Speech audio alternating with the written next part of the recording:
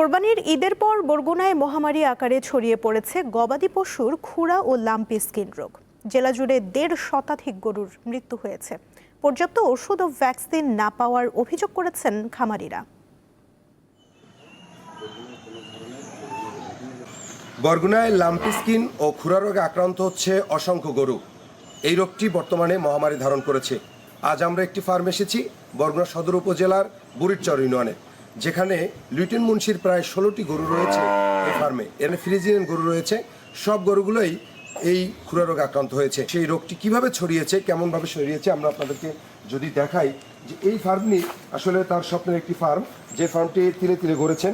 কিছুদিন আগে এই ফার্মের একটি ফ্রিজিয়ান গরু প্রায় ৩,২০,০০০ টাকায় গরুটি কিনেছেন এবং সেই গরুটি মারা গেছেন এই লাম্পি স্কিন রোগে। এখানে কিন্তু জানা গেছে যে সরকারি হাসপাতাল থেকে, এখানে যে পশু হাসপাতাল রয়েছে সেখান থেকে কিন্তু তেমন কোনো চিকিৎসা সেবা পাচ্ছেন না এই সকল খামারিরা। মোজো বিরাট কারবার। মোজো 1 লিটার ও 2 লিটার কিনে তুমিও জিতে নিতে পারো ফ্যামিলি কার, স্পোর্টস বাইক, টিভি, আইফোন ছাড়াও থাকছে লক্ষ লক্ষ নিশ্চিত গিফট। আমাদেরকে যদি একটু দেখাতেন যে আসলে এই রোগটা কিভাবে ছড়ায় এবং এই রোগটা কোন ভাবে আসলে আক্রান্ত করছে এবং কোন গরুকে আক্রান্ত করছে বিশেষ করে। লক্ষণ হলে মুখ দিয়ে ফেনা পড়ে, লালা পড়তে থাকে এরকম। আর এই পা দেখেন, এই খুলো সব হাগলা হয়ে গেছে।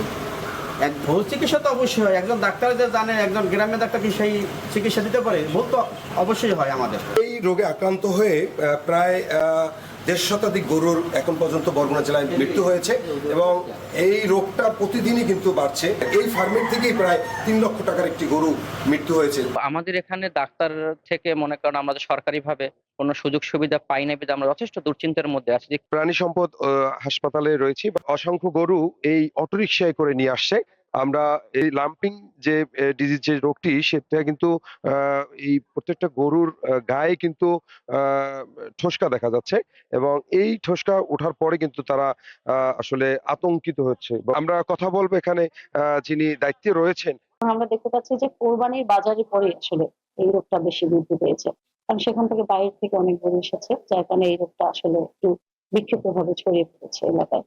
তো আমাদের লক্ষ্য বড় স্বল্পতার মধ্যে আমরা সর্বোচ্চ চেষ্টা করতেছি। প্রতিদিনই শত শত খামারিরা আসেন এই পশু হাসপাতালে চিকিৎসার জন্য, কিন্তু একজন মাত্র ডাক্তার থাকার কারণে তারা কিন্তু সঠিক চিকিৎসা নিতে পারছেন না।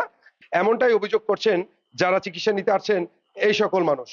শাহ আলী, দীপ্ত সংবাদ, বরগুনা।